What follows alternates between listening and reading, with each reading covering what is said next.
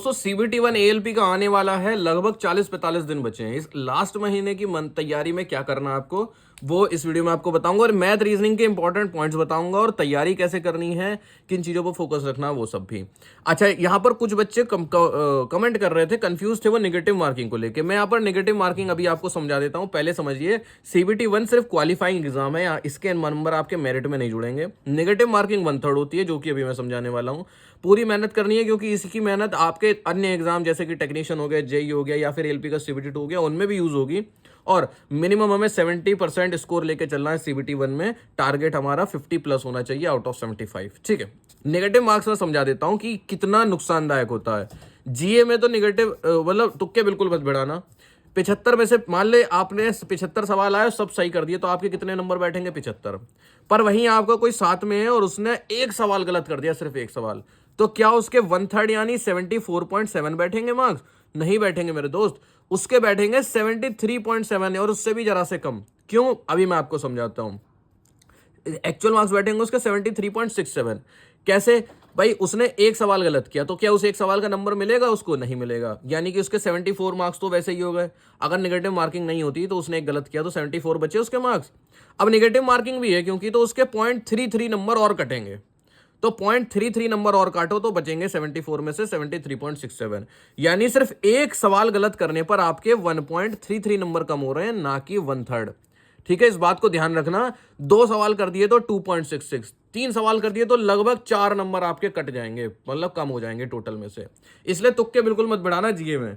Exam pattern देख लो, math के 20 सवाल आएंगे, रीजनिंग के 25 सवाल आएंगे, साइंस के 20 सवाल, जीए के 10 सवाल। 75 मिनट सवाल होंगे, 60 मिनट होगी। जीए अब के लिए अगर तैयारी नहीं है तो अब मत करो। ठीक है, main focus math reasoning science पर रखो। जिनकी तैयारी हो गई, जिनकी नहीं हुई, जिनकी हो गई है वो उनको मैं अभी समझा देता हूं क्या करना, और जिनकी तैयारी नहीं हुई वो क्या करिए, सिलेबस से देखिए मैथ और रीजनिंग के। मैं अभी आपको इंपॉर्टेंट टाइप्स बता देता हूं, जिन जिनकी तैयारी नहीं हुई वो अपने इंपॉर्टेंट चैप्टर तैयार कर ले। ठीक है दोस्त, ठीक। सबसे पहले हम इंपॉर्टेंट चैप्टर अभी मैं आपको बताऊंगा कुछ चैप्टर से कितने सवाल आते हैं। उससे पहले कुछ बातें, छोटी छोटी मगर मोटी बातें, शक्तिमान की तरह भाई देख लेते हैं। ठीक है, सबसे पहले तो आपको कैलकुलेटर यूज नहीं करना है। जब आप घर पे प्रैक्टिस कर रहे हो, जल्दी के चक्कर में कैलकुलेटर यूज मत करना, ये आपकी स्पीड को कम कर देगा बहुत ज्यादा। क्योंकि अब लास्ट का महीना आया, आप कोई टॉपिक नहीं आएगा, आप सोचोगे मैं उसको ट्रिक से सीख लूं, बिल्कुल नहीं सीखना है। आपको घर में चाहे रात को उस टॉपिक के लिए 1 घंटा अलग से निकालना पड़े, पर उस टॉपिक को बेसिक तरीके से सीखो, जिससे कि भूलो नहीं। ठीक है, बहुत ज्यादा डीप पढ़ने की जरूरत नहीं है। हर टॉपिक के 3-4 सवाल कर लिए बहुत है, क्योंकि जो मैथ रीजनिंग आती है वो या तो आसान आती है या फिर मीडियम लेवल के सवाल आते हैं, कोई बहुत ज्यादा टफ नहीं आते हैं। ठीक, पेन से ही सब कैलकुलेट करके आपको पेपर सॉल्व करना है, बता दी थी पहले, कैलकुलेटर यूज नहीं करना, जिससे कि आपकी स्पीड बढ़े। ठीक है, अगर आपको नया टॉपिक कोई सीख रहे हो, सपोज कीजिए मैथ में आप कोई नया टॉपिक चैप्टर पढ़ा जो कि आपने पहले का नहीं आता था आपको, पर अभी अभी आपने याद किया है, ठीक है, पढ़ा है यानी कि, तो अब क्या करिए, जब भी उसका क्वेश्चन का आंसर सॉल्यूशन करें तो उसका बकायदा फॉर्मूला लिखें और फिर सॉल्व करें। जैसे कि मेंसुरेशन में बहुत सारे फॉर्मूले आते हैं, जब आप बार बार फॉर्मूले लिखेंगे तो आपको प्रैक्टिस हो जाएगी और आपको बहुत अच्छे से याद हो जाएगा। ठीक है, अब इंपॉर्टेंट चैप्टर से आने से पहले मैं आपको कुछ चीजें बता देता हूं।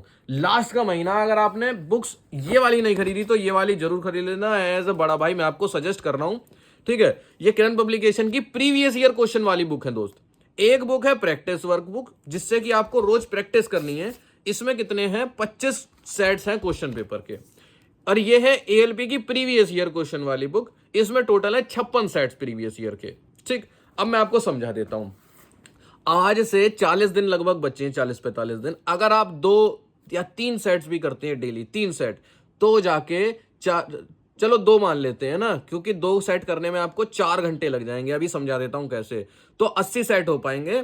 ठीक है, यानी कि ये बुक तब कंप्लीट हो पाएंगी अगर आप इनके डेली के 2-2 सेट करो। ठीक है, प्रैक्टिस वर्क बुक में आपको बिल्कुल वैसी ही फील आएगी जैसे कि क्वेश्चन पेपर होता है, मॉडल प्रैक्टिस सेट।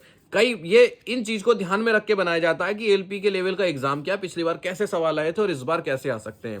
तो आपको क्या करना है, और इसमें क्या है, इसमें यह है कि पिछली बार कैसे क्या क्वेश्चन पेपर आया था, ठीक है, बहुत ज्यादा अंतर नहीं है दोनों में, ठीक। सिर्फ आपको प्रैक्टिस करने के लिए इस समय जो समय है, ज्यादा से ज्यादा क्वेश्चन पेपर चाहिए, डिस्क्रिप्शन में बुक का लिंक मिल जाएगा। आप चाहे तो अमेजन, फ्लिपकार्ट या किसी दुकान से ले लो, कोई समस्या नहीं। इससे क्या करना है आपको, एक पहले व्हाइट पेपर ले लेना, उस पर 175 तक गिनती लिख लेनी है, जिसमें आपकी ऑप्शन लिख लो बाद में। फिर मोबाइल में टाइमर लगाना 60 मिनट का, और फिर आपको क्वेश्चन पेपरों को सॉल्व करना है। पहले का A B C D इस तरह से जो जो क्वेश्चन के आंसर आते जाए, आपको 75 में से जितने भी हो पाए लिख लीजिए। इसके बाद यहां से आप उसका सॉल्यूशन चेक कर लीजिए, आंसर चेक कर लीजिए, और फिर देखिए कि आपके कितने मार्क्स आ रहे हैं 75 में से। अब क्या होगा, अब कुछ सवाल ऐसे होंगे आप कहोगे यार ये कैसे गलत हो गया, तो मुझे आता था, उसका आप सॉल्यूशन देख लीजिए। जो सवाल आपका गलत हो जाएगा और आप उसका सॉल्यूशन देख के आप उसको दोबारा कर लेंगे, लिख के ले लीजिए, पेपर में वो सवाल गलत नहीं होगा।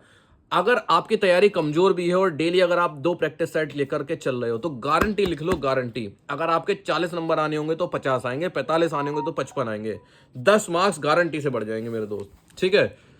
अब बहुत से बच्चे फंस जाएंगे साइंस के अंदर। दोस्त मैथ के तो मैं अभी टॉपिक आपको सब इंपॉर्टेंट बताने वाला हूं, साइंस में फंस जाते हैं। क्यों? क्योंकि साइंस में इंपॉर्टेंट टॉपिक्स होते ही नहीं, फिजिक्स, केमिस्ट्री और बायो होती है। ये एक ऐसी बुक है जिससे कि आपके NTPC, group D, technician, ALP सब कवर हो जाएगा। क्यों कवर हो जाएगा? सपोज कीजिए आपको इसमें एएलपी की तैयारी करनी है, तो इसमें आज तक रेलवे में आए हुए जो एएलपी के एग्जाम हैं उनके साइंस के क्वेश्चन उठा के डाल दिए हैं। जैसे कि आपको पता चलेगा कि 9/8/2018 में साइंस के क्या क्या सवाल आए थे। अब आप साइंस के यहां से सवाल देख सकते हो, आप इससे अंदाजा भी लगा सकते हो। देखो, ये फिजिक्स का सवाल हो गया, न्यूमेरिकल भी है, केमिस्ट्री पे ये प्लास्टर ऑफ पेरिस का ये फॉर्मूला पूछ लिया, ठीक है। और ये तो हिंदी में बुक है, आप इसको इंग्लिश में भी मंगा सकते हो, डिस्क्रिप्शन में इसका लिंक मिल जाएगा। उसके बाद उनके सॉल्यूशन भी है। अब सोचो, जो सवाल आपको आते हैं वो तो आप कर लेंगे, पर जो सवाल आपसे गलत हो जाते हैं, मेरे दोस्त, उनका क्या होगा, उनका आप सॉल्यूशन देखोगे। अब जब आप सॉल्यूशन देखोगे तो आप समझ जाओगे, अच्छा इसका ये था, ठीक है, ये जूल का था, पावर हो गया, एनर्जी हो गई, वर्क पावर, एनर्जी। इस तरह से आप हर बार के पेपर में आए हुए साइंस के क्वेश्चन देखोगे, कुछ आपको आते होंगे, इससे आपका समय बचेगा। कैसे समय बचेगा मेरे दोस्त, लिख के ले लो। साइंस के 20 सवाल करने के लिए आपको मुश्किल से 5 मिनट लगने हैं पेपर में, मुश्किल से 5 मिनट। तो अगर आप यहां पर 5-5 मिनट में सवाल निपटाते जाते हैं और 10 मिनट उनको सॉल्यूशन पढ़ने में लगा देते हैं 15 मिनट में, तो आप डेली के डेली 5-6 सेट सवालों के कर सकते हो। और आप एक समय के बाद देखोगे यार ये तो लगभग वही क्वेश्चन रिपीट हो रहे हैं, या तो लगभग वही क्वेश्चन, क्योंकि साइंस में क्वेश्चन रिपीट होते हैं। तो इसलिए ये वाली बुक किरण पब्लिकेशन की है, year wise and set wise book का कवर देख लो, ठीक है। ये साइंस की है, डिटेल एक्सप्लेनेशन है। जैसे एएलपी के, अभी एएलपी के सवाल कर लेना, फिर टेक्नीशियन का पेपर आएगा तो इसी बुक से फिर टेक्नीशियन के साइंस के सवाल उठा लेना, क्योंकि इससे आपको इजी हो जाएगा। अब दोस्त अपने टॉपिक पे आते हैं कि हम मैथ का देख रहे थे इंपॉर्टेंट चैप्टर्स, ठीक। तो मैथ में क्या है इंपॉर्टेंट चैप्टर्स में आपको अगर बताऊं तो नंबर सिस्टम एक इंपॉर्टेंट चैप्टर है। 25 नंबर की मैथ आनी है, सॉरी है ना, 20 की 25 की, ठीक है, 20 नंबर की मैथ आनी है। नंबर सिस्टम के 1-2 सवाल आ जाते हैं, यानी कि टोटल का 10%। जो ये अब देखिए क्या होगा, अब कुछ चैप्टर आपके ऐसे आएंगे, ये सिलेबस भी है एक तरह से, जो मैं आपको चैप्टर बता रहा हूं ये सिलेबस है, और सिलेबस का आप ध्यान रख लीजिए कि कौन कौन से चैप्टर आपके हो चुके हैं इसमें से और कौन से नहीं हुए। अब आप 2 से लेके 6 नंबर तक के चैप्टर देखिए, BODMAS, decimal, fraction, LCM, HCF. BODMAS एक इंपॉर्टेंट चैप्टर है, अगर उसके ऊपर खुद से सवाल नहीं आता है सिंप्लीफिकेशन का, तो रीजनिंग में आ सकता है, या फिर किसी दूसरे सवाल के अंदर वो बॉड मास का रूल लग सकता है। इसके अलावा डेसिमल और फ्रैक्शन क्या होगा, ये बेसिक कॉन्सेप्ट होगा किसी सवाल को सॉल्व करने के लिए।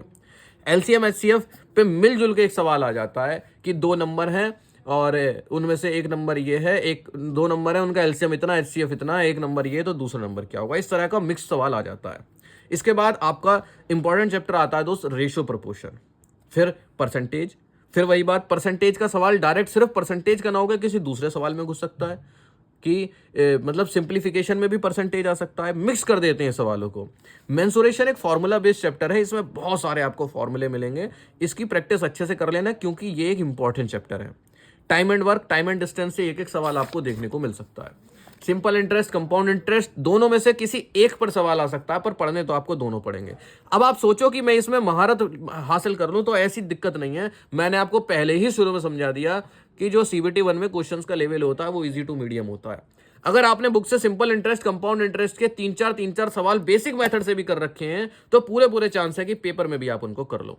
पेपर में 20 में से देख लीजिएगा, मुश्किल से 2-3 सवाल ऐसे होंगे जो कोई कठिन से होंगे, जो आपको वाकई में नहीं आते होंगे या आप नहीं कर पाए, वरना सब हो जाएंगे।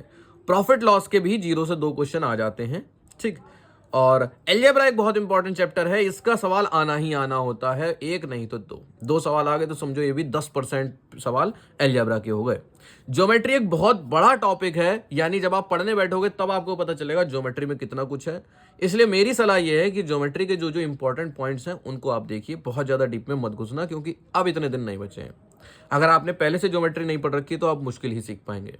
ट्रिग्नोमेट्री 1 से 2 सवाल, वो भी इजी लेवल के। स्क्वायर रूट आपकी कैलकुलेशन में हेल्प करेंगे। स्टैटिस्टिक्स जरूर पढ़ लेना, क्योंकि एक आसान टॉपिक है और इसमें क्या होता है, एक सवाल में ही 2-3 सवाल होते हैं।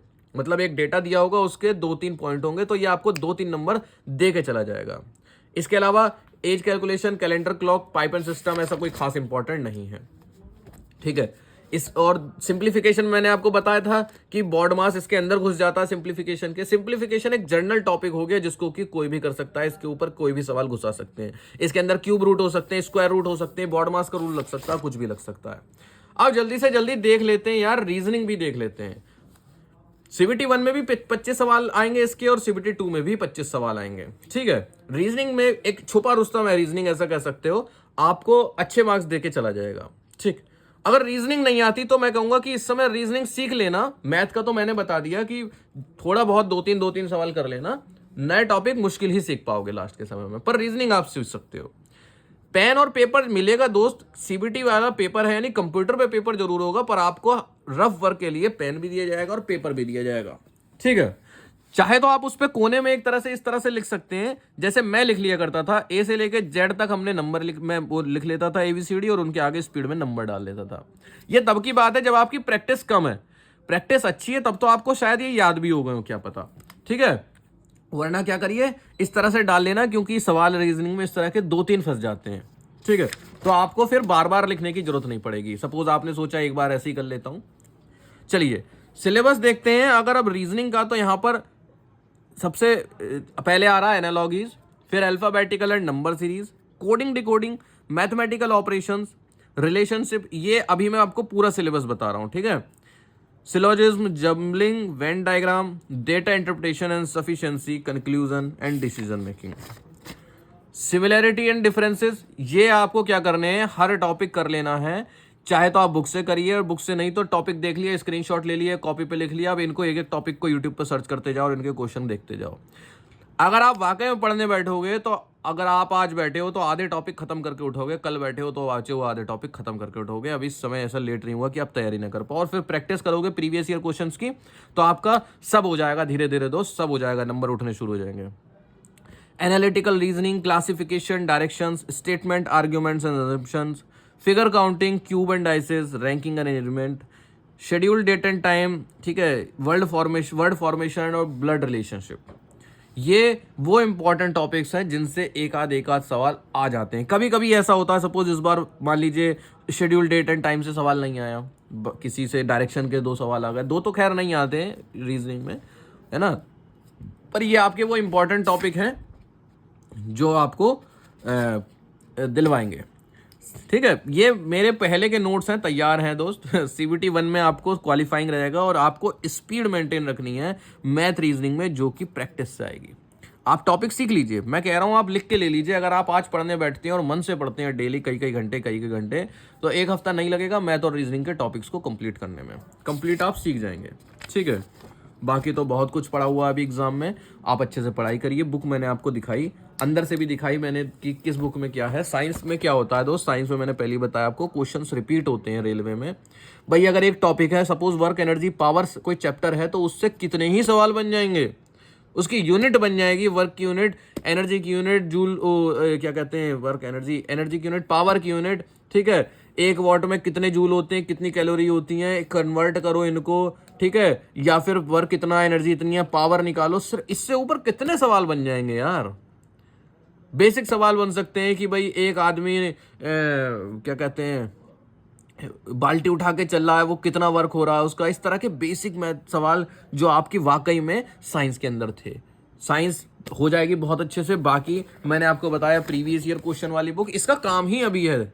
इसका काम पहले इतना नहीं था, पहले तो था जिससे कि आप अपना लेवल जांच लो, ठीक है। इसका असली काम तो अभी है लास्ट में, जिससे कि आप जब इतने सारे पेपर कर लेंगे और असली एग्जाम में बैठेंगे तो आपको वो कोई अलग नहीं लगेगा, कोई हड़बड़ाहट नहीं होगी।